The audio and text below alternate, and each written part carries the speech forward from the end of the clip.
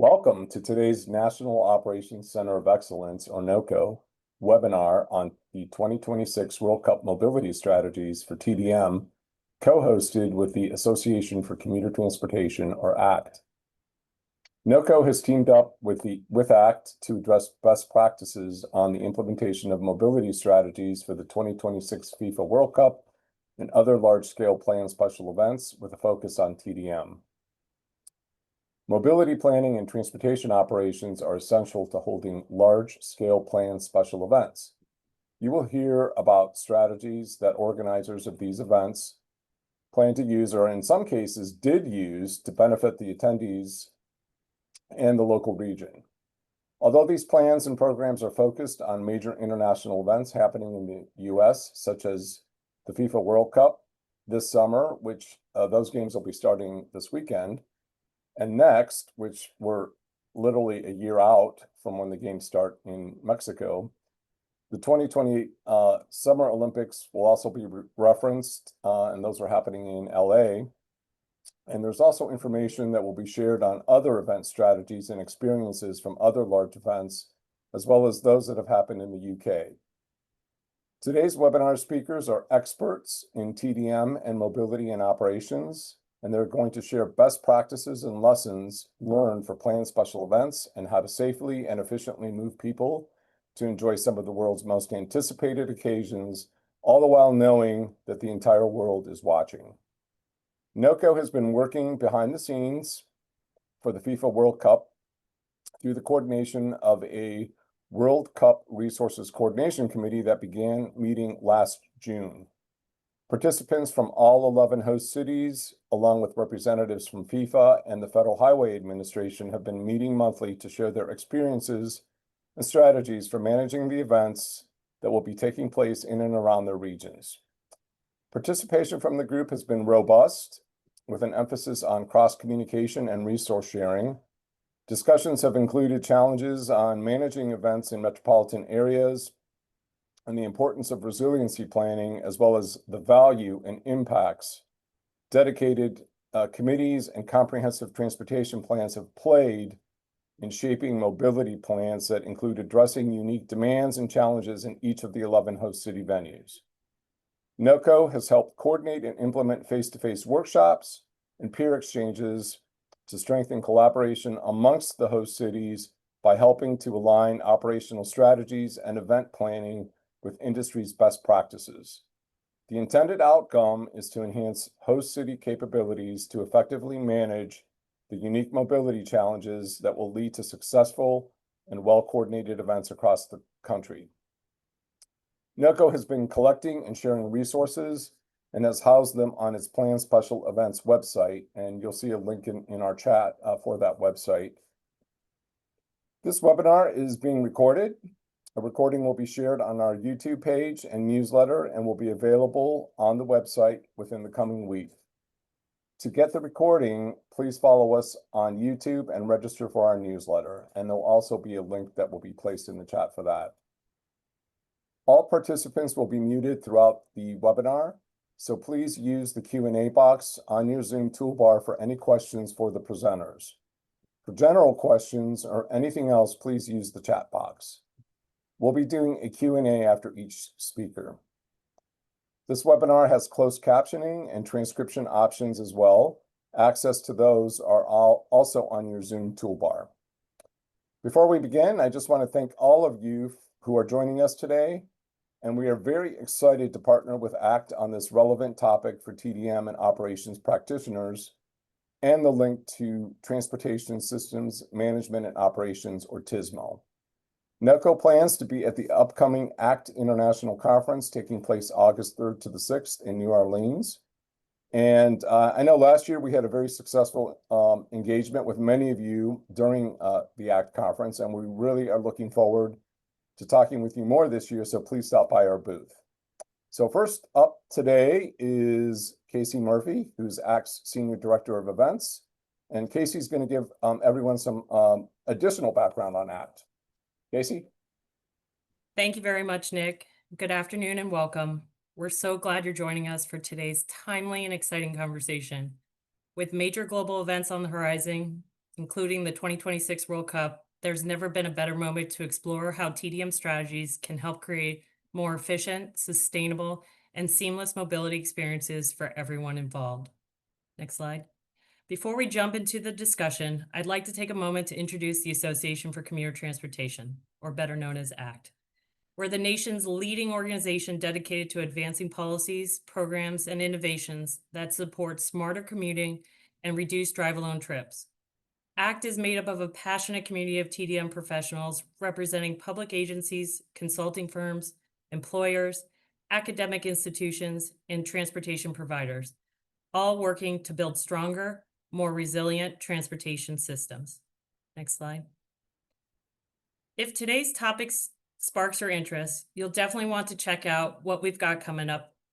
This August, we're headed to New Orleans for ACT's 39th Annual International Conference, our largest event of the year, where more than 600 TDM and mobility professionals will gather for 4 days of learning, networking, and collaboration. We'll have dedicated sessions focused on special events and large-scale mobility planning, including strategies relevant to global events like the World Cup, as well as a session hosted by our friends at NOCO on tech-driven travel, unlocking smarter systems for tomorrow's mobility. Looking ahead to this fall, our TDM Forum will feature a special full-day workshop focused entirely on TDM for events, offering a deep dive into how TDM can support concerts, sporting events, festivals, and more. And just this past March, ACT led a delegation of TDM professionals to the UK, where we toured stadiums, venues, and cities to learn how they're planning transportation for major events, with a strong emphasis on the entire door-to-door journey, helping shift reliance away from private vehicles and towards coordinating multimodal travel. You'll hear more about our experience in just a few minutes, but we'll be releasing a report on those findings in the coming weeks, so stay tuned. If you're interested in receiving a notice about its release, please follow the link posted in the chat. Next slide. There's a lot happening at ACT right now, and we'd love to have you involved. Be sure to sign up for our emails, explore our upcoming events, and consider joining this dynamic and growing community. With that, let's get started. We hope today's session inspires new ideas and creative thinking as we look ahead to the world stage. I'll go ahead and turn it back over to Nick to kick things off. Okay, thanks, Casey. Appreciate all that great information. And do encourage folks to get involved with ACT if you're not already involved. It's a really fantastic organization. So today we're going to hear from 4 speakers on their TDM strategy experiences with large-scale planned special events with a focus on FIFA's World Cup. And those speakers are going to include Jonathan Hopkins, who's the principal and founder of Smart Mobility Associates. And he will be followed by Lauren Matter, who's a founder and TDM lead at Journey. And then we're going to hear from Natalie Betker, who's a senior program manager for congestion management and systems operations at the North Central Texas Council of Governments. And then we'll also hear from Mike Swires, who's the assistant region administrator for traffic operations at the Washington State DOT. And again, we will do a Q&A after each speaker, so please feel free to type in your questions into the Q&A box right away, so then we can moderate those questions. And with that, I am going to turn things over to Jonathan. Hey, thanks so much, Nick. It's a pleasure to be here with everybody. And I'm excited to talk about our trip to London. I think most people enjoy a trip to London. We got to benefit from learning a lot from this trip to London and kind of underwritten by just the concept, like if you want to do the best in these efforts, you have to look at real like top performing peers. And that's what London is. For everybody's benefit, Jonathan Hopkins, former executive director of Commute Seattle in Seattle, and setting up TMAs in South Florida. So have a fairly long history working in TDM and shared mobility. We're going to talk about major global sporting events that offer a lot of opportunities. There's opportunities to shine. There's opportunities to fail disastrously in front of a very global audience. Our trip to London showed that success is based on a well-worn path of best practice that was very, very clear. But they got to those best practices after having moments of disaster, or at least within their institutions felt like disaster. And a goal of talking about this today is how do we get the lessons without the disaster? That's always like a happier path. On this image are like different words that all reflect one of the lessons that we'll talk about today. We're going to go through these kind of in order from early and pre-planning to, after the event. And we'll just dive into it. So the venues that we visited are enviable, right? Wembley Stadium is notorious in great ways. Wimbledon, Tottenham for the Tottenham Hotspurs, went to Manchester. We also stopped by TFL, and then worked with the TDM organization for England and the UK. Great experiences to be able to go here. The fun that we had in the like unrivaled access to be next to the pitch at Wembley or at center court at Wimbledon was matched and exceeded by what we learned from practitioners. Like in the upper left-hand corner, the guy who's been doing this at Wimbledon has been doing it for 22 years. Very British and just very knowledgeable. But that was just emblematic of what we came across in our entire time there. So, like I said, the learnings were key here. And so we'll just dive into them. The number one learning, or the earliest piece that I think strategically is part of the critical path to success, if you kind of don't have this, you will underperform anything that London does, is they set targets with their stadiums that are legally binding. They're not the only place to do this. I know Seattle does with major facilities and with their new hockey arena. But they set targets that get measured every year or every 2 years by an independent entity. And if they don't meet their targets for the number of cars that are driving to the facility, then the local authority can demand that they spend more money on programming and incentives. Miraculously, they always hit their targets. What are those targets? We can start with Manchester. Definitely not London. They have a couple trams, and otherwise it's a bus service. 50% of people going to Etihad Stadium from Man City or Manchester United, have to get there in a way other than the car.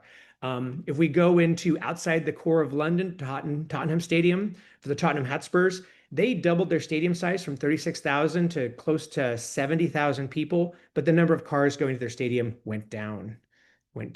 Wimbledon has pretty much the same target, and Wembley has anywhere from 85 to 95% of the people attending their events getting there without a car.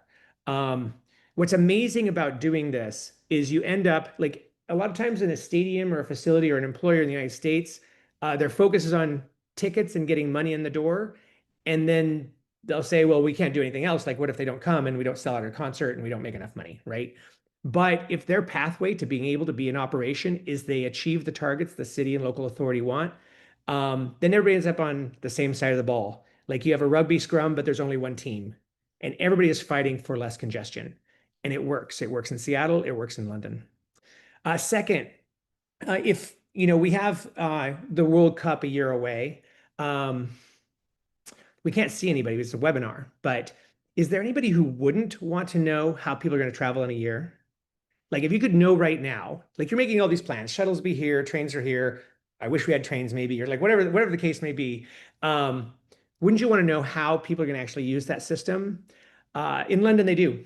And they work with a company that demonstrated this there, but basically imagine Google Maps, their transit function where you could prioritize the things that show up first, and where all of the custom shuttles and custom mobility are also in the mapping app, and people put in their destination, like their hotel to the stadium, as soon as they get their ticket. The next step they do is they enter, okay, how am I going to get there? Because there's really only 2 times when people are going to think about mobility to the World Cup.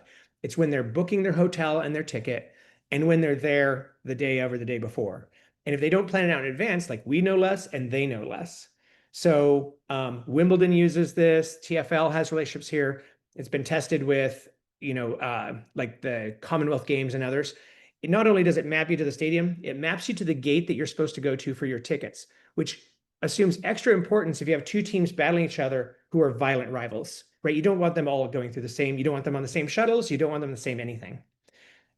Finally, when 40 to 50% of people that get this email, they plan their trip out a year in advance or 6, whenever they buy their tickets, right? And so it allows an email to these people like a couple days out, reminding their itinerary, but it also allows adjustment. If you find out, okay, suddenly we don't have enough shuttle buses for a certain route, or a bridge is out that we thought was going to be open, or there's a disruption on a tube line, they can redirect people. So it creates a method of engagement, because otherwise we show up on game day with the same level of uncertainty the teams have.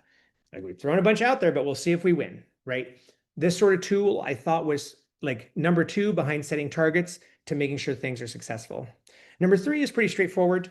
Even in London at Wembley, right in the core of the city, direct shuttles are important to relative transit deserts to get fans to the game. The fans pay for the full cost of these. Again, using some of those pre-booking tools and predictive tools, they can make sure they have the net right on buses, but this is at 0 net cost to the arena, to the stadium. And it gets a lot of people there. Certainly in the United States, not all our cities have great rail systems. This will be key. Fourth, we learned, and this was also lessons from disaster, like these photos are from Wembley. In 2020, they had a disaster. They checked tickets right at the edge of the stadium. So people who didn't have tickets were also right at the edge of the stadium.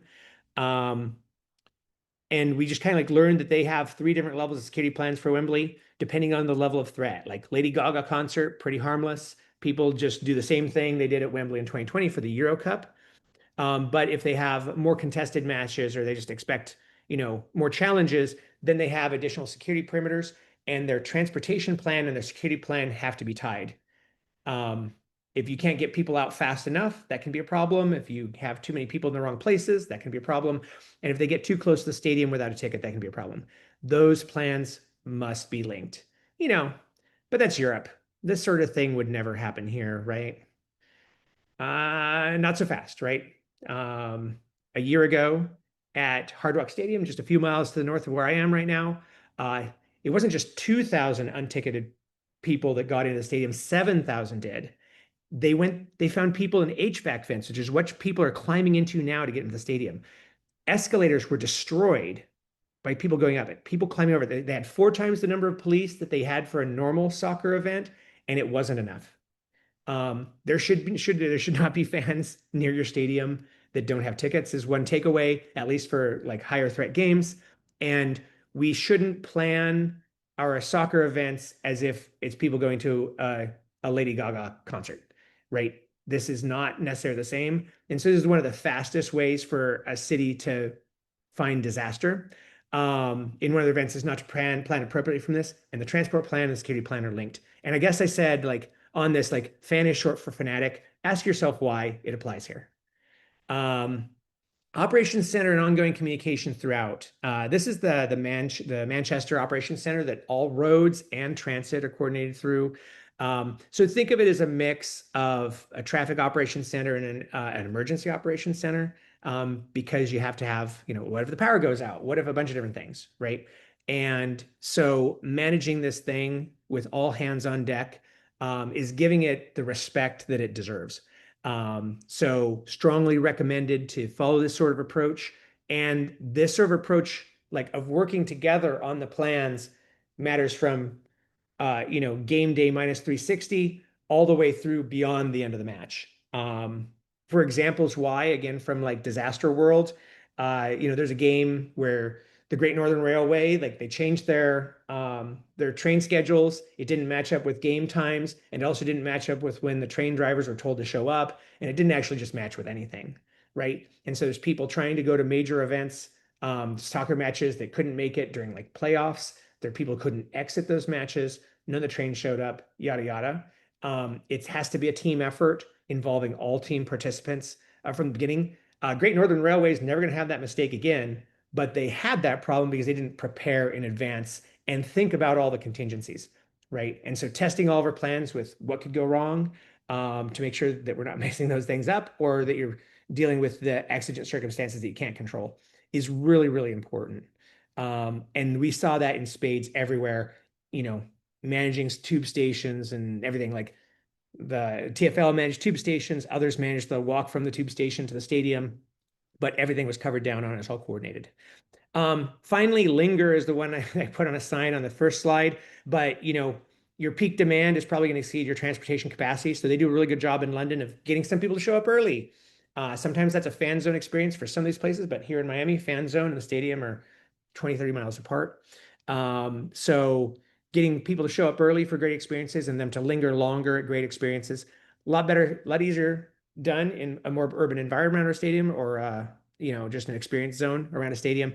But this is what they do in London. They coordinate every piece of this to the point of, and I don't, if you see on the right-hand side of this, that's the exit. Like they have stop and go signs to manage so they don't get overcrowding on the tube platforms, which could be dangerous. So you might stop for 30 seconds to 2 minutes, and then you charge forward with another 8,000 people entering the station. They can evacuate 90,000 people in exactly 1 hour out of Wembley, which is just incredible. So ultimately, I think the lessons from this is an opportunity. It's a threat if we make it one, or it's an opportunity if we make it one, right? And we should be inspired that disaster is possible. So that's a great thing to avoid, but it's not the only thing to think about. Like, we avoid disaster with proper planning, partnerships, using best practices and customer tools that have been proven elsewhere. But the C grade performance here is getting through it, and people attend soccer and nobody dies. But like the A+ version of this is you use the World Cup to move the ball down the field and sustain that field position and don't retreat after the games are over. These can make a better community for the long term because we end up with better partnerships, better tools, and a city that learns to have access to things in a more efficient manner that's better for everybody. And then the last thing I'll say is we learned a lot. The experts, those team that our European colleagues put in front of us that are expert on this, or I think they're already subbing on some contracts in like Kansas City and Boston. But John Foley and In the Round, just for the comprehensive experience. And then that tool that I showed you, and I'll put these in the chat afterwards, but that tool that I showed you that has been time tested against a bunch of events that allows people to, book and have like a sense of security of how they're going to get there. And also at the same time gives the agency an equal sense of security of like how the system's going to run.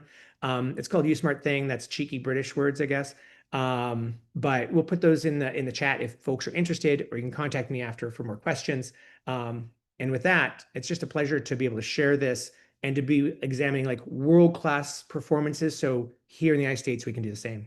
Thanks, everybody. All right. Thanks, Jonathan. That's great information that you shared, particularly from the UK. We have a couple questions here. So first question is legal enforcement for stadiums in London established through lease agreements, municipal ordinances, or some other legal mechanism? I think the best way to think of it is like a development rights agreement, whatever the term for that is in your community. Interestingly, England and Seattle do it basically the same. Like they can't build this new thing unless they agree to a target. And then that target's enforced through the surveys. But then also the parking police do a good job of enforcement to make sure that everybody's compliant, the local community is not getting upset. But yeah, it's through that development rights agreement, because that's the moment of maximum leverage you have with the stadium. They want to build their thing, and if they have to promise something to get their thing built, they'll promise it. Okay. And I know you mentioned this more than once, but what was the name of the application that was used to help navigate attendees? USmart Thing. USmart Thing. Okay. As And you're going to as- put that in the chat? I'll put that in the chat right after this. Okay. And if people Okay. have questions about it too, you can contact me as well. Okay, great. And then who is setting the transportation targets for these stadiums, event centers, and what is the mechanism that's being used to require or maybe monitor or enforce it all? Are there target police, going around saying, Yeah. hey, you need this, or it sounded like there was an evaluation afterwards, Yeah. but how does that all work? So I'll just go in sequence. Like beforehand, like how do they set the target? It's kind of like this, right? They're like, what is the stretch goal that we think we can achieve? And so like for Tottenham, which is kind of suburban London, there's no parking around it really, but they set those targets so that like the number of cars going to the double-sized stadium is actually slightly less than the current one. There is an audit done every year, every other year by an independent authority, like a consultancy or something that's independent from the stadium. They do surveys of all the attendees. Meanwhile, and so local authorities, like these are districts within London, right? Like London's a collection of villages and cities, really. And so the local authority, they have their parking police out to make sure that there aren't people violating that agreement by, parking on streets they're not supposed to. And so they're ensuring compliance that way. And then their target's like 23% arriving by car. But if they go to 25%, then that legal agreement allows the local authority to ask more of them, say, okay, well, you need to spend £2 more million on this, or you need to double the parking cost, or you need to pay for all the shuttles and make it free, or they can do anything like that. And again, if you don't like a British accent, Seattle basically does the same thing. And we all like a British accent, but Seattle, Seattle is like the survey, and they use the state survey tool from WashDOT with transportation master plans for buildings and for the Climate Pledge Arena. They survey them every couple of years, and then the city can demand more than their current level of programming if they violate it. Gates Foundation did the same thing, but they almost never violate them as long as they're being properly checked and surveyed in compliance with the agreement. Okay. Okay, and on the emergency response center, besides the police, what other agencies are part of that? We could probably get you a better list, or I could ask one of the British people. But I Okay. mean, think about any emergency operations center, like anything that could go wrong to and from this thing. It's all of your transportation authorities and security functions at a minimum. And then also like private sector providers, like your bus shuttle companies that have 100 buses out there, they should probably have somebody there as well. Okay. All right. I think that'll do it for right now. We are going to move things over to Lauren. And she's going to enlighten us on some activities she's been working on. Lauren. Thank you, Nicholas. And are you sharing the deck? Yeah, I'll bring it up in just a moment here. All right. Well, I'll get started while it pops up. So I'm going to be speaking a little bit about sort of the foundation for some of the mega events happening in the US. So kind of pivoting back stateside and sharing what we've learned around stadium TDM. So, all of these events are happening on the foundation of our current stadiums and the foundation of our current TDM practices. So I think helpful to kind of see where we're at with that. And of course, thinking about how the mega event renaissance coming up will also, advance our understanding in the TDM industry and in the stadium TDM industry, all of which are very much evolving. And I think Jonathan's presentation hit on some of the trends of where things are going. And of course, when we're speaking about TDM, we're speaking about the full range of physical, programmatic, and financial levers that can reduce or spread out car traffic and boost non-auto modes.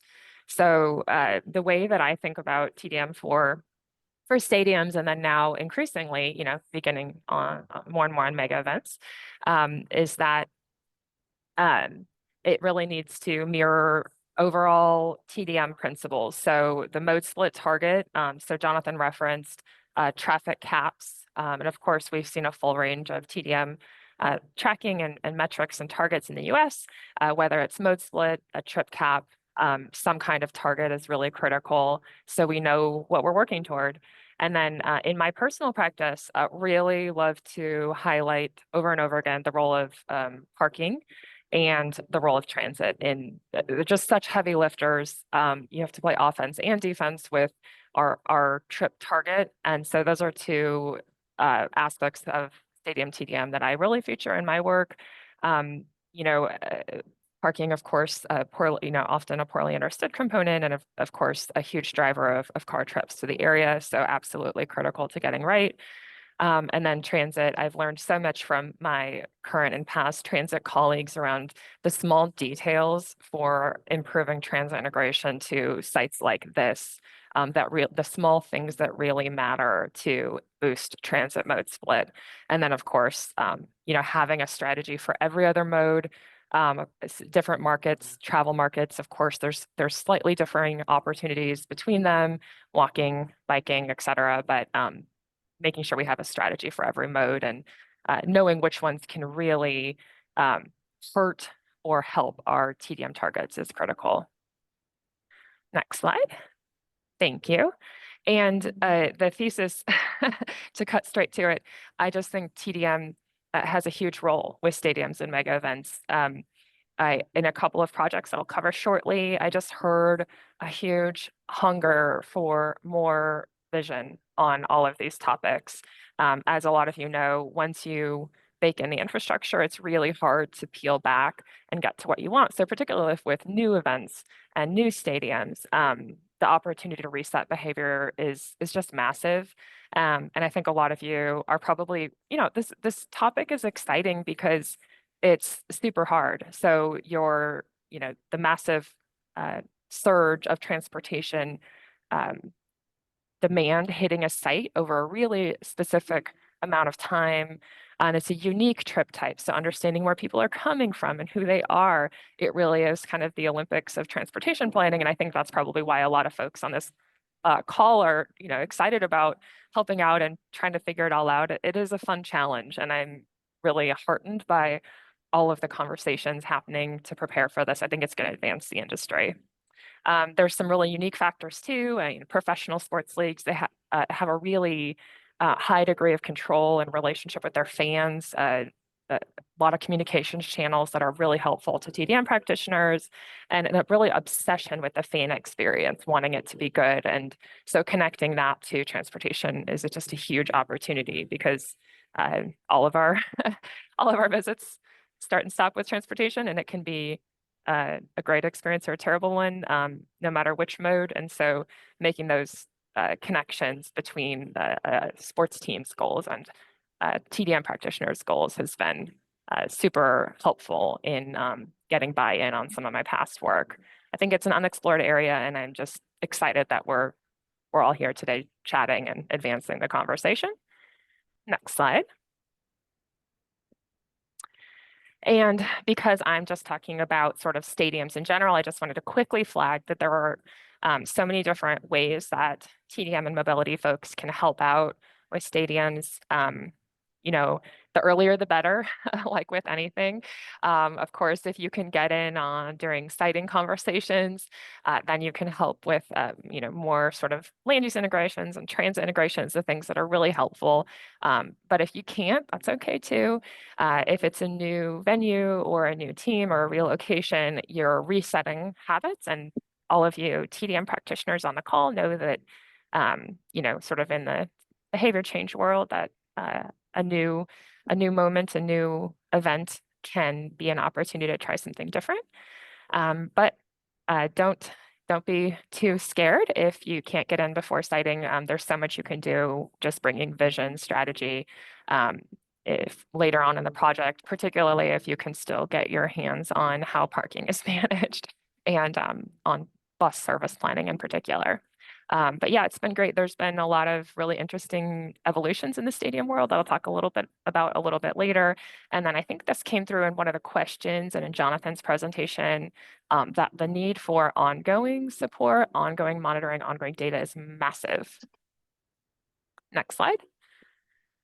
I just wanted to give a little bit of a preview of what I would say in my experience, a great sort of stadium mobility playbook might include.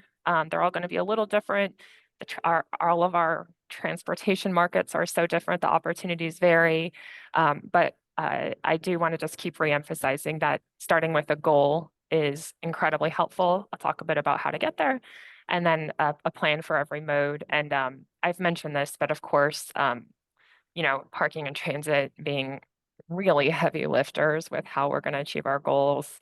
And then I also wanted to just highlight that traffic and circulation conversations I found to be incredibly important to get right, even with a great TDM plan that's increasing the non-driving mode share significantly. It's still just a massive traffic puzzle. And so it's often a dance between the right of way you need to get buses as close as possible, trying to get those great TDM principles applied, and the need to make sure traffic is working. So great relationship with the traffic folks, and there's so much intersection control and temporary sort of staffing measures with events, and sort of anticipating and being able to negotiate with those folks was critical to help getting the access we needed for sustainable modes of travel. Next slide. So one of my favorite stadium TDM projects was in Austin at the MLS Stadium that opened a few years ago. I know there's a couple Austin folks in the audience. It's about a 20,000 seat stadium, and it's not in a perfect location. It's 8 miles north of downtown. I was really scared entering the project that it would be a traffic apocalypse, because I was sort of cheering for the downtown location before. But some lessons learned on my part, seeing that it was adjacent to a current and future transit workhorse, some lines that really can do heavy lifting. I think drilling down into the true transit capacity of different lines helped us to identify opportunities to make sure we're getting folks there by sustainable modes as much as possible. The role, we played an overall sort of TDM and mobility role there at my old firm. And this is where we really wrestled with taking good old-fashioned TDM principles and trying to make them work in this context. So the setting a target was really critical. I entered the project right when they were getting ready to make big parking decisions, including building potentially a huge new structure. And quickly, luckily, entered the conversation in time to share that, the findings that you're surrounded by parking as a former industrial area, a ton of parking nearby. So I was able to sort of coach on taking a partnership approach. Of course, parking technology is a bright spot in the industry, and the ability to try to sort of get more out of existing assets, share assets more easily. So was able to lean in that direction. And of course, the costing out the pros and cons of each way certainly is a compelling talking point there. Getting transit right, of course, just can't emphasize that enough. I got just a massive education from my transit colleagues and negotiating with the transit agency, learning from other cities on how to improve the transit mode share, things like spotted trips, so getting some special service right to the front door of the stadium, queuing up buses for egress, spreading out some of the peak, as Jonathan mentioned earlier, and then just good old-fashioned service planning.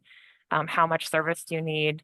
Kind of refereeing between different players and getting everybody comfortable with each other. Sports execs weren't like fluent in transit as as you wouldn't expect somebody to be. It's a really different industry, and transit folks, depending on the city, are going to be really fluent in events or not.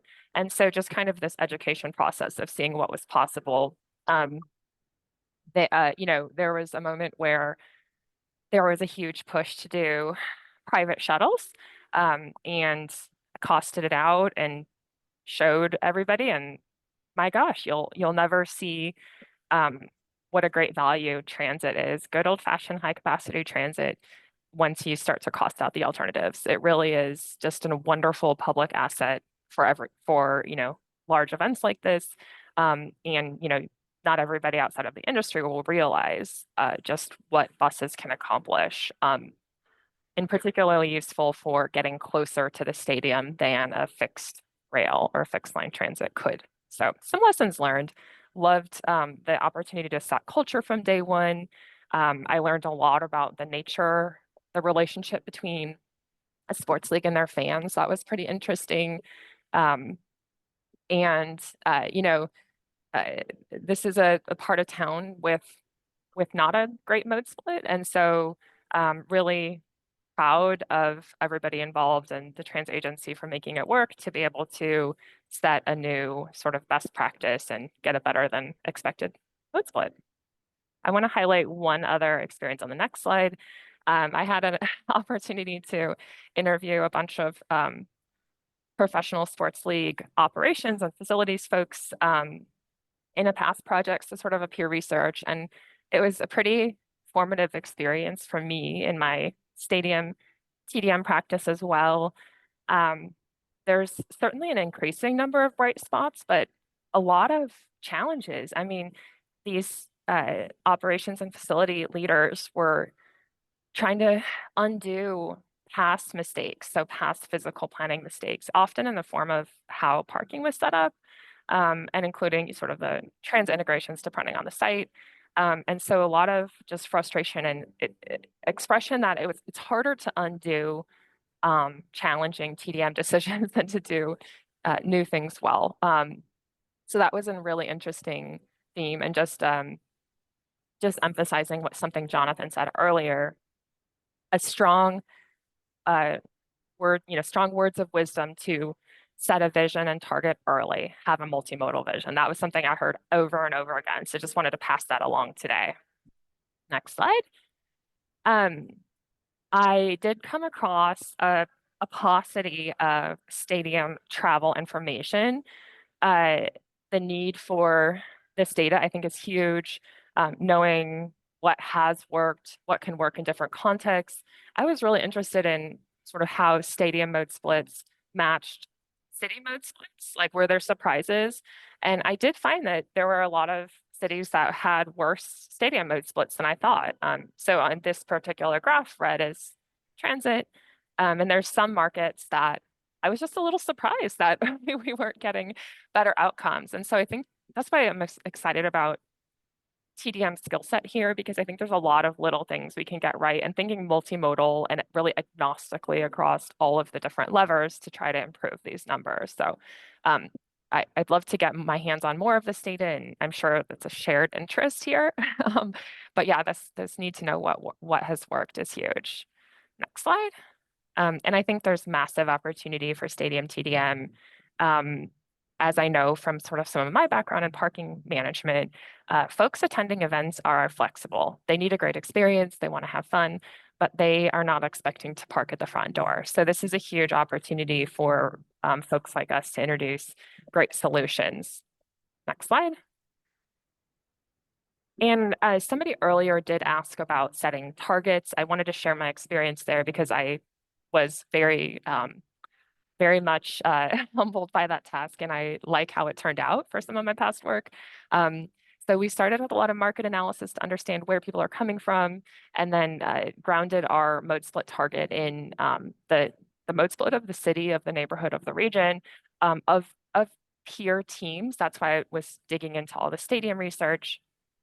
And then the capacity. So there's hard constraints to travel modes for these types of big events. Even things like Uber and Lyft have a cap, and of course transit does. And you're trying to push that by improving service planning, but and adding more service. But there are caps to things, and so all of those factors shaped how we looked at our TDM targets. And then I wanted to also emphasize that so many of our cities, especially those seeing new transit investment, opportunities increase over time. So set kind of 2-stage or 3-stage incremental targets. So we could really be visionary, but extremely realistic, because the last thing any of us want to do is to underestimate some of the challenges that can come up. But we want to push people to do the right thing. So there's a little tension there. All right, I want to quickly wrap up my last couple of slides. Just so many different stadium TDM trends around siting, a lot of teams moving, of course, back in from the far suburbs. And then we're talking about stadium TDM, and a lot of these mega events are happening in such a huge swath of different location types and contexts and transit systems. So I mean, the context really matters for what the opportunities will be. And we're seeing, one of the games could easily be in a sea of parking, and the other could be near a rail asset. So drilling down into the specific locations is super interesting. And I see this, the mega event trend coming up as a really big stress test. And then on the last slide, I'll just wrap up with a few thoughts on how I think it might shape the stadium TDM industry. A lot of my co-presenters are covering more of this, but I just wanted to share that I think the challenge of understanding travel demand patterns is incredibly interesting, more complex for mega events. Where the hotels, the local trips, how do we see the fan festivals, how many locations per day? I think that's a absolutely essential step to understanding, and then matching it to modal capacity, like I mentioned, knowing that there's hard caps and seeing where there are opportunities. And then I know reducing background traffic is a massive question and goal for events. And that's also an area for TDM practitioners to really step up in the same way that we have for big construction events, like in Seattle. A famous example of a TDM renaissance amid a fearful construction project, a long-term construction project. So really excited to see how, you know, regions like Southern California get creative to keep, you know, reduce background traffic from locals and do it in a way that doesn't hurt the local economy, because this is, you know, these are pretty long events. So that's going to be a massive consideration. And I'm excited to see what type of TDM creativity can come out of that, knowing that this is an opportunity, especially in a city with, you know, a fairly recently built out transit system, to reintroduce locals to the system and take every chance we have to get TDM progress out of the mega events, both for the event and their long lasting legacy. So I'll stop there and happy to answer any questions. Okay, thanks, Lauren. That was great information. There are a few questions, and this first question, it may have been meant for Jonathan, but I'm going to ask you.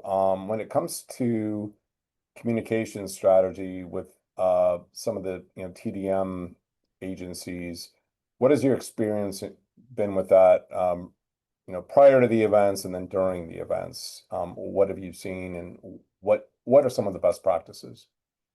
Yeah, teams have a great relationship with their fans, so it's pretty unique for TDM practitioners.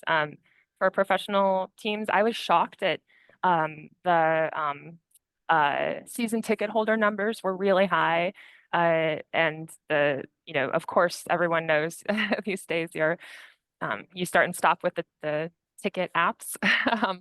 And then, of course, you're in the stadium and you can get a lot of information to your fans there. So there's a lot of great communications touch points.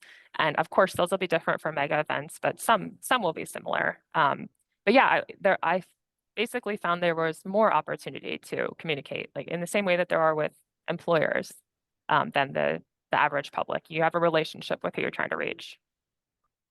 Okay, great. And then when it comes to the ticketing, have you seen any situations where the tickets would include, or has there been any talk where tickets may include public transit fares or other Yeah, types of things where people can take advantage of using multi-modal types of mobility yeah, services? that's really the gold standard. We weren't able to get there, and for the Austin Stadium, it just kind of wasn't, you know, different agencies are more or less comfortable with bulk transit pass programs and um, being able to offer different solutions like this. So it's going to be super context specific. I mean, transit agencies have so much on their plates right now. It can be a lot to ask them for a special fares and prices. And there's of course ways to do it on the back end, but it's still a new project. So you know, whether or not fares are a problem, it really is regional as well. Like the cost varies a lot. So it may be a barrier someplace and less of a barrier elsewhere, but in general, it's just a wonderful idea. Not always feasible. And I've seen so many creative ways from our mobility tech friends on ways to do this more easily. So take some of the pressure off the transit agency to be able to do things like pay back the difference if it's not used. So I think it's a fantastic goal whenever possible, and you know, work in progress. Okay. You had mentioned a mobility playbook. Is that accessible to folks, or is that something that was just done for a particular client? Yeah, that one is probably not shareable. You know, professional sports world, information can be a little bit more proprietary, but that's part of why it's challenging to get mode split numbers, and why I'm hoping folks like, you know, these organizations can help gather that in the future. But the mobility playbook is just sort of a common project type I do, so I could certainly send other uh, non-stadium examples. Okay. Yeah, if you could do that, that'd be great. Okay, well, thanks very much again, Lauren. It's appreciated. And we are going to move on to Natalie. She's going to let us know what's going on down in Dallas.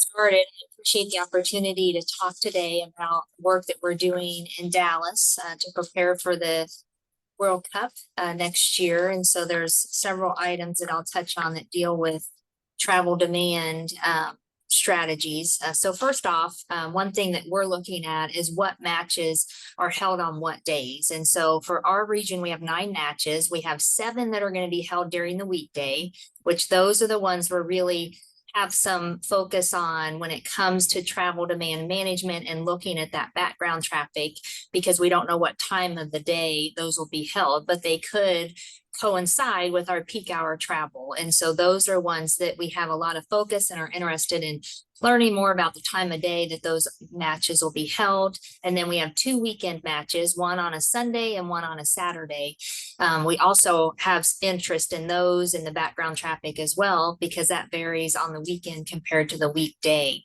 But that's really the focus that we have on the weekday versus weekend matches that are coming up.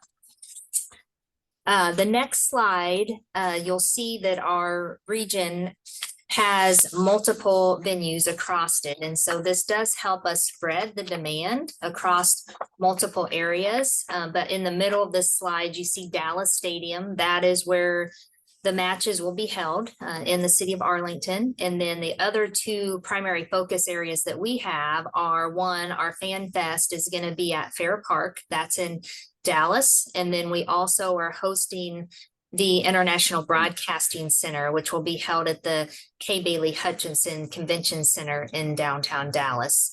And so I'm going to talk about each of these venues and about transportation modes and options to get folks to these venues next year when they come into town. The next slide, I just want to kind of highlight what we're starting to look at when it comes to travel demand management type focus areas. So we have multiple clients that we have to serve within the region.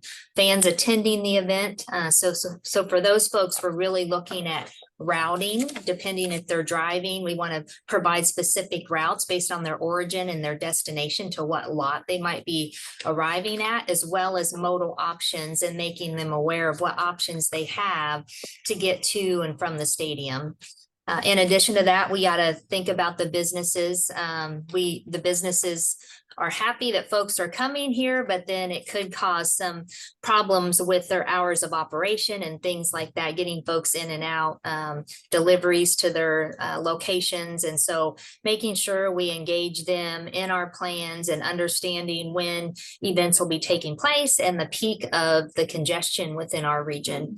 The third group is our residents. So these are folks that travel in our region every day. And so we need to make sure that we coordinate and communicate with them about the event, the time of day of the event, see if there's ways we can reduce the background traffic around the stadium while still encouraging our residents to go to like Fan Fest, because we want attendance at that. And so there's kind of a balance of these messages that have to be sent out so that we don't I guess, deter them from going to Fan Fest when an event is going on or a match is going on at the stadium.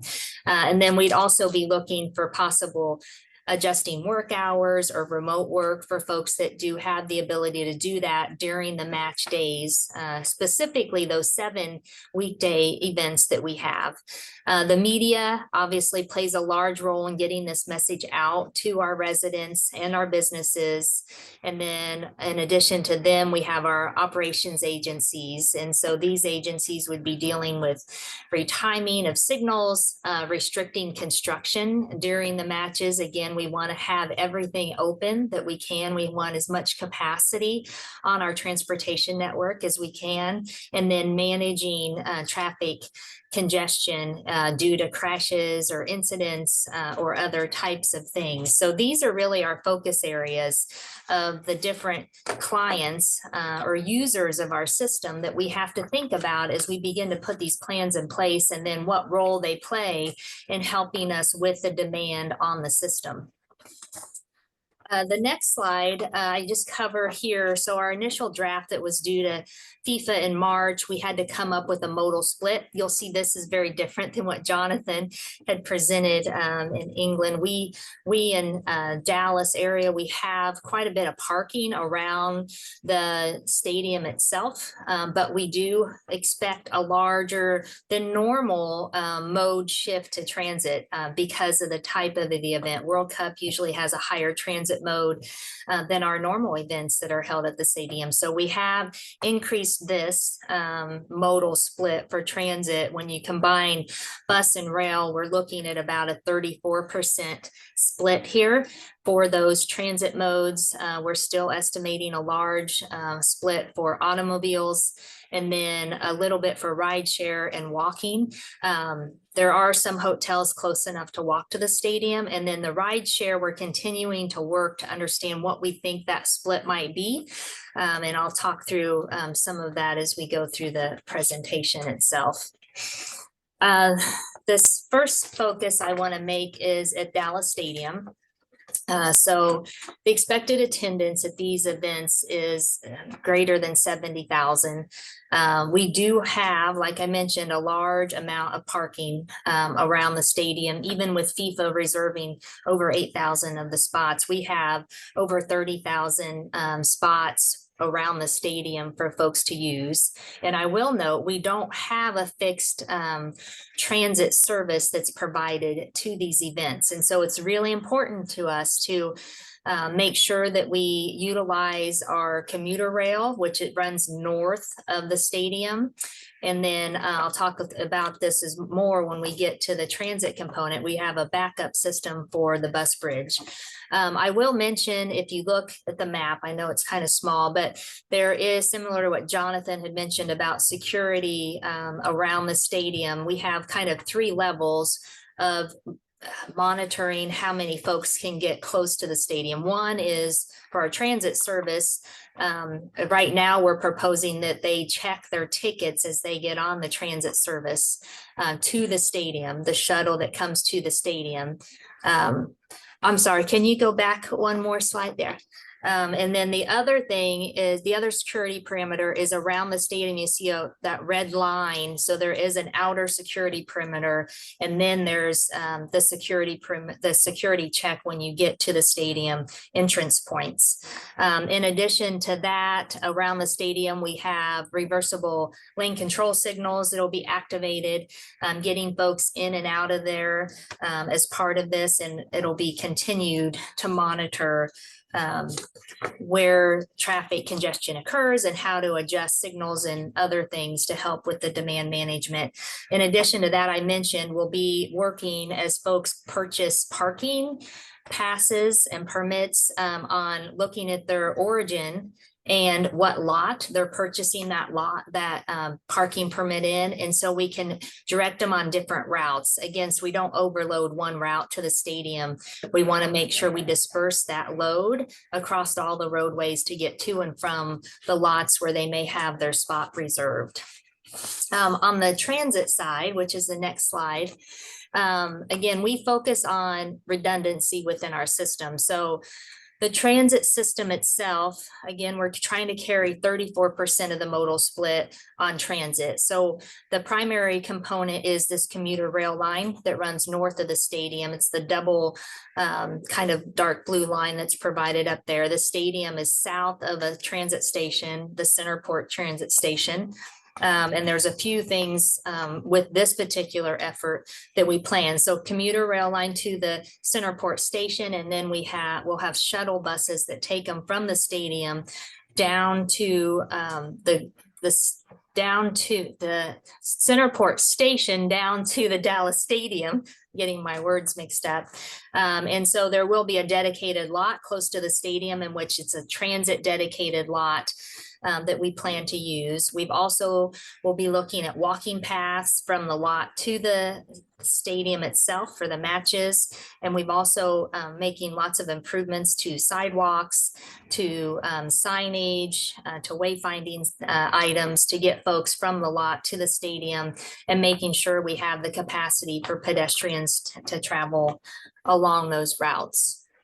On the next slide, in addition to the commuter rail, we have a backup bus bridge. Again, we want redundancy within our system. So on this map, you can see the red line is the commuter rail with the shuttle in green that goes down to the stadium. And then we're going to have a bus bridge from both Dallas and Fort Worth that bring folks to the stadium and the same lot. From the Dallas side of the region, we do have a managed lane, a dedicated barrier separated lane that's reversible that these buses can utilize from downtown Dallas to Arlington Stadium. And so that would allow for the free flow of those buses into the stadium itself. In addition to that, this bus bridge backup will be in the same lot that the shuttle bus is for the commuter rail. And this will hopefully help us balance that demand. So we load up the buses, get the lot cleared more quickly as the pedestrians come up after the match. We can try to get them out of the entertainment district and back to their destination quickly. In addition to that, we're locating our transit lot very close to the rideshare lot to try to avoid price gouging after the event. So if somebody took rideshare to the event and it was $50 and after the event they want to charge $200 just because of the demand, we can send them back via transit to a downtown area or to that station just north of the stadium, and they can maybe get a ride share that costs a lot less from those locations than from the stadium itself. So we've always tried to focus on having the ride share lot close to our transit lot to help with this situation if it does occur. In addition to the stadium, there's the Fair Park, the Fan Fest there. That is another major focus. This is estimated to have over 40,000 attendants a day. Now, the stadium or the Fair Park is served by our Dallas Area Rapid Transit light rail line. So folks will have access to transit along this facility. In what DART, our Dallas Area Rapid Transit, is done for other events at Fair Park, like our state fair. They also have a backup bridge for buses that help transport folks in and out of this area. And we're looking to see what we might need for Fair Park as a bus backup to the light rail as well, if that's needed. But again, redundancy is what we have focused on for our plans that we have. And the last area that I want to cover is the International Broadcasting Center. This is at the Kay Bailey Hutchinson Convention Center in downtown Dallas. There is a major construction project that's going on the freeway just south of this location. So we're working with the Department of Transportation to put that construction project on hold, get to a point where it can be put on hold with the lanes open during the World Cup activities. It's about a 6-week period next summer that we'll need that to be on hold, and it's part of the construction contract itself to help alleviate congestion in the area. And then this particular location is also served by the Dallas Area Rapid Transit light rail system to get folks to and from the International Broadcasting Center. So these locations, we do have light rail that serves them, and we'll continue to monitor if additional bus backups are needed for these locations based on the activities that are occurring there. And just kind of wrap things up. You know, a few things we have upcoming that we've learned about that folks might be interested in is we've been talking with our host committee about training for transportation related folks. And some of this involves security related training based on what teams are coming and understanding the cultures of those teams, because I've heard a lot about mixing teams and some don't get along with each other. So we need to understand, how do we react to that as transportation agencies working out in the field and helping direct folks to utilize these different modes of transportation. Accessibility is another training that we're getting everybody trained on to make sure we provide appropriate accommodations for folks that need it. And then human trafficking is something that's not necessarily transportation related, but it's something working in the field you need to be aware of so you know what to do if you encounter something to that sort. In addition to those trainings, we're doing a public transportation tabletop exercise on our bus bridge and our commuter rail service this summer to identify gaps so that we can resolve those items prior to World Cup coming up next year. And then in the fall and winter, we plan to do several dry runs at events held at the stadium to help test different scenarios and understand where we might need to make additional adjustments to our plan prior to the World Cup next year to help with the demand on our system. And with that, I'll turn it back to Nick. Okay, thanks, Natalie. Great information. So you mentioned a little bit about the rideshare or the TNC. Has your group engaged with the Ubers and Lyfts to have any conversations with them? And are there any policies that you have in place, and how's that all going to work out, do you think? Yeah, so FIFA hosted the one workshop with rideshare companies where they presented to folks that were in attendance at that webinar. And then FIFA has also given us contacts for those agencies. So we are beginning to reach out to them and understand, like, how can we get them a lot, and hopefully they use the lot, because I think we've all experienced where sometimes even if you have a dedicated lot, they still just stop on the side of the road and drop people off, which causes a lot of congestion. And so we're reaching out to them to see what amenities might be good in a lot, what will encourage them to use a lot and not take the opportunity to drop off at the side of the road. And so we're definitely engaging them in those discussions so we can try to set it up in a manner that keeps them from doing that. There are restrictions in Arlington about dropping off on the side of the road. They even have signs up that talk about the city policy, and they've tried to enforce it, but it happens so much that I don't think there's been enough officers out there to do the enforcement during the event. So it's definitely something we want to try to get a handle around using technology rather than trying to get law enforcement out there to enforce this everywhere, when we, probably need them to be doing other things, like directing traffic. Yeah, and certainly there's probably safety implications on, dropping people off on the side of the road as well. Mhm. So can you share anything more about equity-focused mode shift strategies as it relates to what's happening with the stadium? You talked a little bit about the mode splits, but any thoughts on that? Yeah, so we originally were thinking about providing free transit to folks that were attending the event. And after conversations with our transit agencies and the host committee, we might be adjusting that slightly. But we do want to make sure that we can provide equitable transit service for those folks. Because parking could be very expensive. I think transit's probably an opportunity for us to capture that group that might need a more reliable and less expensive way to travel within our region. But we have been tossing around the idea of free transit or very low cost transit for those types of folks. Great. And when it comes down to the parking, what's the communication going to be like on that in terms of, getting a parking pass? Can you book in advance? What happens if you don't? I'm sure you guys are probably working through all of that, but any Yeah, I mean, a lot of it we're still working through. We're hoping that when when folks purchase the pass, that we understand where their origin is, and then we know what lot obviously they're purchasing the pass in, and we give them directions on getting to that lot from either, and it can be a generic origin, like if they know they're staying in downtown Dallas, we don't have to know the specific hotel, but we can give them directions of take I-30 and you exit at Collins Street and come down and get in your lot, versus taking, another way where you take 360 South and Division over to get to the lot. So there's roadway options for people to get to these lots, and we want to make sure that they're not all taking the same lot.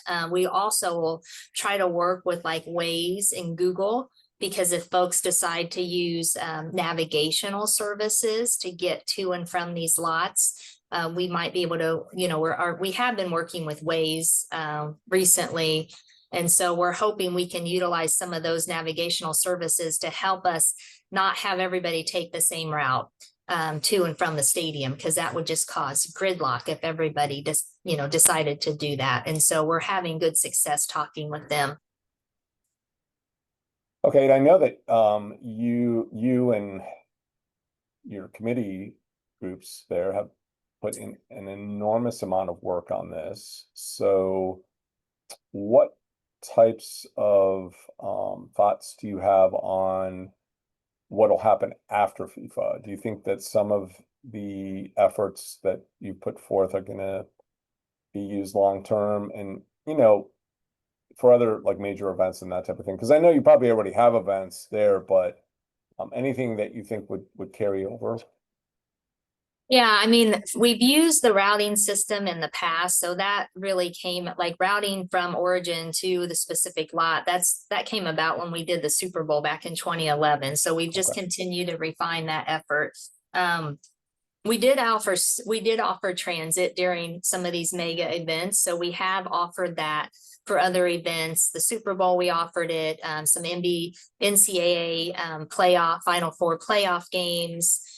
We did it even for WrestleMania. Obviously, different events have different ride share for transit. We know World Cup is a great opportunity to capture a larger mode share for transit. And so that's why we've really put a focus on having this redundancy within the transit itself. But transit is usually a component, especially if we know the clients that are going to the event are strong transit users. And that's one thing that's very unique about World Cup that we're excited to have, is a large number of transit users, and our transit agencies are very excited about that as well, and making sure we can accommodate them. Okay, fantastic. Well, thanks again, Natalie. Appreciate it. And we're going to move things over to Mike now at Washington State DOT. Mike. Thanks, Nick. Let me tee up my presentation.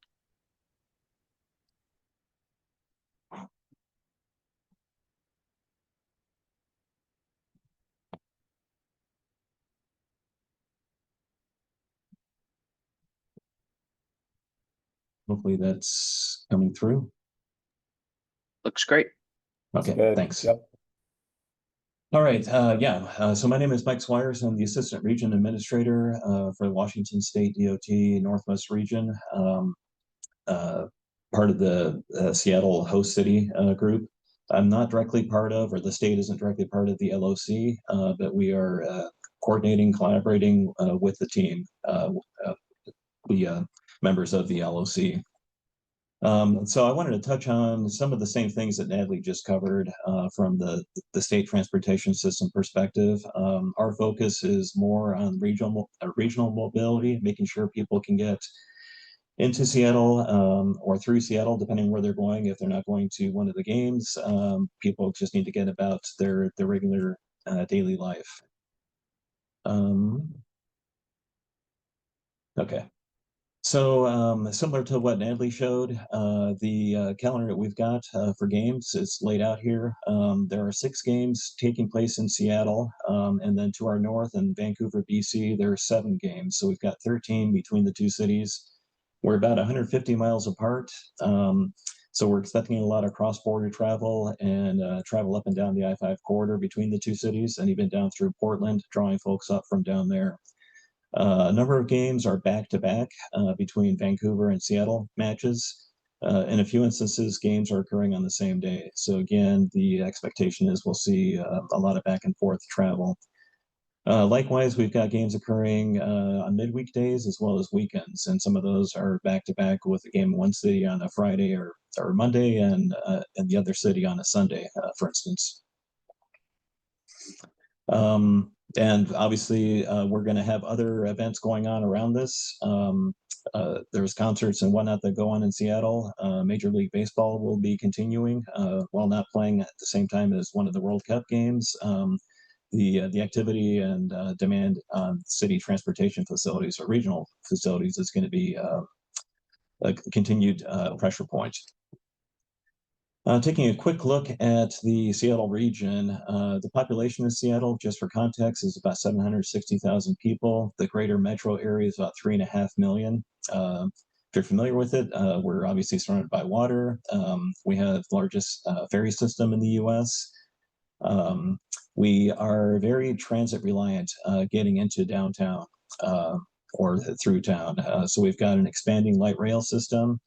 We've had a heavy rail commuter rail service that runs through Seattle as well. Amtrak service right near the stadium, along with Greyhound bus. King County Metro has a water taxi service, and they are our primary transit provider in downtown with a gazillion routes running around Seattle and throughout the King County area. Looking a little more closely at the stadium area and event site, on the map here, the circle at the bottom, near the bottom, is the main stadium area itself. The green bar shaded area running up to the left from that is the waterfront, newly rebuilt with an awesome promenade with great views and things to see and do as you walk along the waterfront between the stadium and to the north as you head to Seattle Center. Seattle Center, if you can see the icon there for the Space Needle, that is going to be the site of the primary Seattle Fan Fest. It's about 2 miles away from the stadium area. People will have opportunities to walk there. They can also take transit. They can ride light rail to get close to it and take the monorail. So a number of options for folks to be able to get into and around downtown Seattle during the event. The T symbols on this map indicate where we've got transit centers or transit stations for those cross connections between light rail and other modes. Looking a little more closely at the stadium area itself, others have described stadium security, and that's what this graphic is getting at. The dotted line in the center of the map is showing the primary secure ticketed only access into the stadium area. So keeping non-ticketed folks further away to prevent some of the problems that other venues have experienced in years past. So that'll be the hard points. And then there's going to be a soft perimeter around that where people will still need to be go through security screening to get into it. The red line running up and down is Occidental Avenue. That is a pretty busy area. There's a number of restaurants and bars and places that people will likely hang out before, during, and after games to celebrate and participate in the fun. And then the other colors here just indicate potential roadway restrictions or closures that would be set up during games. In comparison to non-game days, where those restrictions would be largely lifted, aside from the secure perimeter around the stadium, again, that dotted red line. And finally, on this map, we're just looking at the primary pedestrian routes around the stadium area, which includes Pioneer Square, and then continuing north into the downtown core area up through Westlake Station, which is near the midpoint of the map. That's our retail core in downtown Seattle.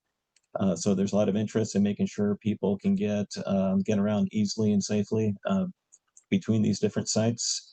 You see the Ferris wheel, the great wheel that's on the waterfront. It's been there a few years now, pretty popular attraction. The Pike Place Market, go watch fish being thrown around. There's the sculpture garden a little further north along the waterfront. And then at the top is the Seattle Center, which would be the primary Fan Fest site. In terms of facilities around the state that we are potentially expecting to see World Cup related activity beyond the main stadium in downtown Seattle, which is obviously going to be the site for the games. There are several sites being considered for base camps, including Seattle Sounders brand new practice facility in Renton, south of Seattle, potentially University of Portland and Gonzaga University. Gonzaga's in Spokane, and Portland down in Oregon. Practice facilities in and around Seattle, and then the fan activation zones, including Seattle Center, like I've mentioned, and recently announced fan zones in 9 cities across the state to encourage people to gather and enjoy the game and celebrate together. In terms of team and dignitary lodging, there's the main hotel area, both in downtown Seattle and downtown Bellevue, and some ancillary hotel capacity in Renton and some of the surrounding suburbs, especially down near the airport. Just a quick look at what the FanFest site at Seattle Center is going to look like. It's going to be open for, it'll be activated for the matches occurring in Seattle, and they're still going through trying to determine how open or active it'll be during other games as well. They've kind of gone back and forth on that point a few times. Our expectation is it's probably going to be open and accessible through most of it, but in particular for the games occurring in town. The capacity for this is upwards of 30,000 attendees per day, and maybe on the order of about 10,000 per game event. And there was some expectation that they would offer free tickets to that and encourage some turnover to occur. So you show up for one game, participate in that, and then your turn is up, and keep moving along and get the next batch of people in to watch the next game. I mentioned that we've got 9 other fan zones across the state, which would be free and open to the public. And then there are going to be about 9 additional community fan zones set up in and around the Seattle area as well, just to give folks more opportunity to participate in this without necessarily having to work their way into the downtown stadium area or up in the Seattle Center for the primary FanFest site.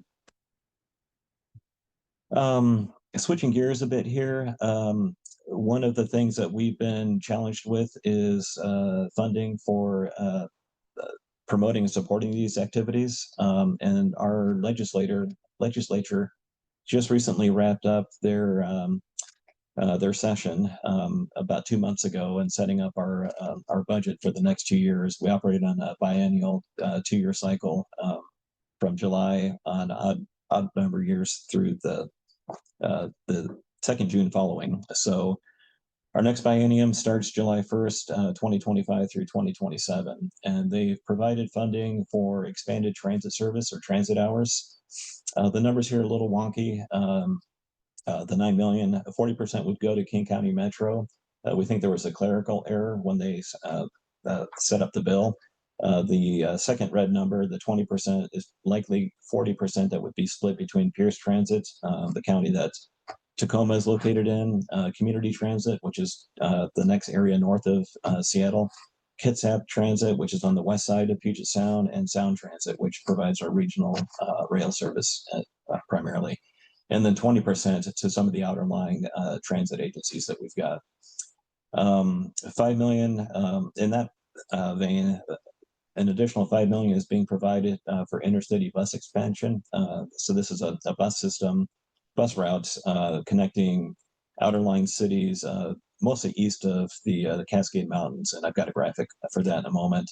Some funding will also go to our ferry system, and then $7.5 million, give or take, coming to WashDOT for our operations support, which includes managing our TMC and expanding the hours of coverage that we have there, incident response teams, and then the support mechanisms for that and maintenance that go along with it.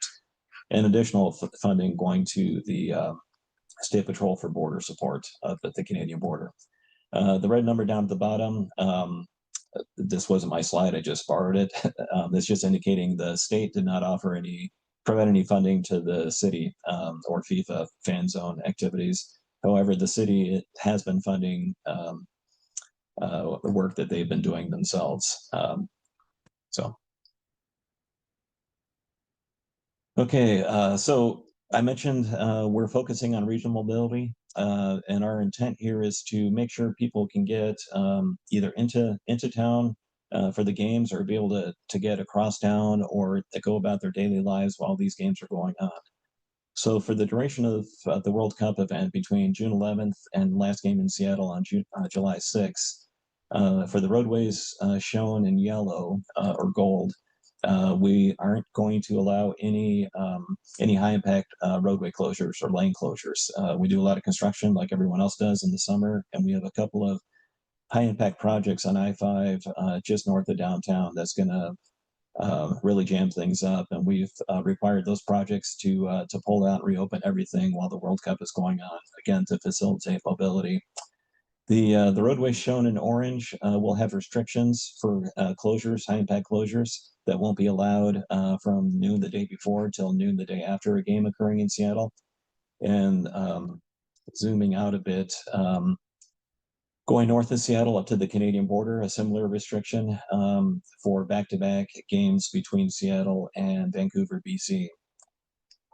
And then we're also indicating that we'll minimize high impact closures or disruptions on the primary east-west routes across the state, mainly I-90, but also US 2, which connects Everett to Wenatchee, the central part of the state. Seattle DOT has a similar set of restrictions that they are going to be implementing right through the downtown core. As you can see here, just about every roadway has a restriction where no work or closures will be allowed for the duration. And then as you move out of downtown into the residential areas and northern parts of the city, you can see those ease up a bit. Focusing mainly on the primary and secondary arterials with similar type restrictions. But as you get to the smaller roads, those restrictions are lifted.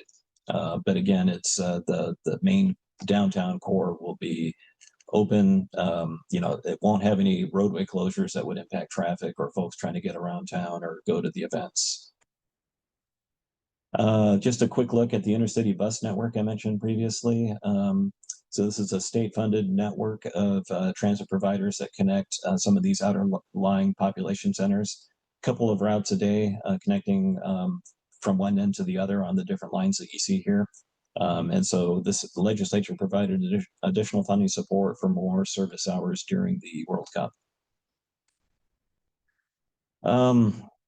I had to jam things together on one slide here, but this is kind of showing the rail network that we've got built up in Seattle at this point. Starting on the left is our Link Light rail system. Runs from Angle Lake, which is stationed just south of the airport, up through the recently opened Linwood City Center station, about 30 miles to the north. That opened last summer. A very popular route, especially coming out of the north end for folks heading into town for events or commuting. The trains are usually standing room only by the time they hit city limits, coming south in the morning, similar in the afternoon, much less the crush that they get during big events, football games, Sounders games, and especially World Cup as it comes along. The blue line, the two lines shown to the right of that, currently is open just between South Bellevue and downtown Redmond at this point. That just opened about a month ago. Sound Transit, the operating agency for this, is expecting that the link to the west across Lake Washington into downtown Seattle, so between downtown Seattle and South Bellevue on the map there, will open by early 2026. That will vastly improve service or provide more service and capacity on that line between the east side and the north end. Current headways are about 8 minutes during peak times, and that will drop the headways to about 4 minutes between trains, which is fantastic for trying to get downtown to the games. Stadium area is right about center of the map where the blue and green lines come together. Real quickly, the middle graphic is showing our heavy rail, the commuter rail line that runs between Everett on the north and Lakewood, which is south of Tacoma. About an 80-mile line. Doesn't run as often as the light rail line does, but it does provide regular commuter service. And they typically, and are planning to do so actually for the Club World Cup, which starts this weekend, they run special event service and add additional trains service to provide additional alternatives for people trying to get into town for those games. They've done it for baseball games, football games, concerts, Sounders games. So it's nice when they're able to do that.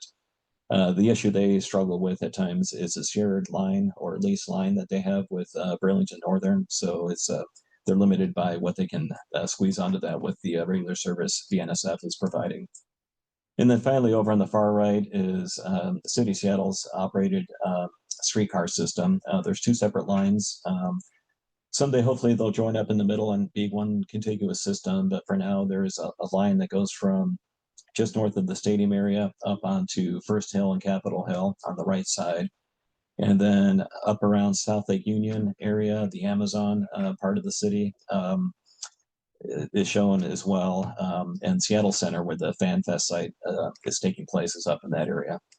And I know someone will probably yell at me that I didn't include the monorail line on here. I just ran out of time on making maps. Okay, one other thing going on that's been happening between King County Metro and coordinating with City of Seattle is providing a custom shuttle in downtown. They've done this a couple of times, a couple of years ago during the Major League All-Star game when it was in town, as well as the Taylor Swift concerts that we had. It provided a circulator type system to get fans between the stadium area, along the waterfront, and other popular areas to the north. I believe that service was free during those events. And I know they're looking at doing something similar for the World Cup as well. So on match days, the proposal would be to circulate with increased frequency from about 3 hours before a game until a couple hours after. Non-match days, it would just serve as a regular circulator connecting the downtown core area or stadium area up to the Seattle Center area. This slide is just showing a depiction of what one of the routes might be. They're still working with the city on teeing this up, and hopefully that they're successful in getting this going. The graphic on the right just shows the different pickup and drop-off areas that are possible around the stadium area. There's a number of different sites and ways that they can get there. So that's all part of the discussion and planning that's going on in the shuttle concept. And the last thing I wanted to touch on is a charter bus site. This is just, so the graphic is oriented with north to the right. It's a long, skinny lot owned by the state. And there's been a proposal, and we're negotiating on this right now, to make use of that site during the World Cup for charter bus parking, up to 90 to 100 buses, as well as 600 or more bicycles parked in the right-hand side of the graphic. This is basically right across the street from the stadium area. There is easy pedestrian access to the promenade and over to the stadium district itself. And that's it. So I will turn it back over to Nick. Thanks, Mike. That's all really great information. Thanks for your presentation. And I know Seattle is doing some really good things when it comes to these large planned special events. So you're probably aware that there are some more detailed plans that are available on mobility to FIFA. Anything new that Seattle is going to be offering up in those plans? And and I'm definitely putting you on the spot here, but you don't have to spill the beans if you don't want to. But just that was a question that came up. Sure. Yeah. Nothing that I can speak to at the moment. And I'm just being honest. Not sure everything that's going on at the city. Again, we're part of the coordinating group with the LOC, but we're not part of the LOC directly. Okay. There's obviously a lot of direct coordination going on between the city and the LOC and FIFA. I guess one thing I wanted to emphasize, kind of comparing us to some of the other sites like Dallas and elsewhere, the downtown Seattle is very transit dependent. There is no public parking that will be available proximate to the stadiums, aside from the expensive lots or if you're staying in a hotel and they provide parking. The surface lot north of the stadium is going to be absorbed into the security perimeter and will be taken over by FIFA.